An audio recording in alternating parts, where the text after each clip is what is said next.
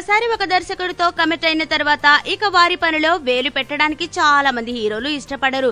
దర్శకుడికి పూర్తి స్వేచ్ఛ ఇవ్వకపోతే ప్రాజెక్టు సమస్యలో పడుతుందని ఎలాంటి అనుమానాలున్నా కానీ డైరెక్టర్ చెప్పింది చేసుకుపోతుంటారు. అయితే కొందరు యాక్టర్లు మాత్రం ఇందుకు భిన్నంగా వ్యవహరిస్తుంటారు.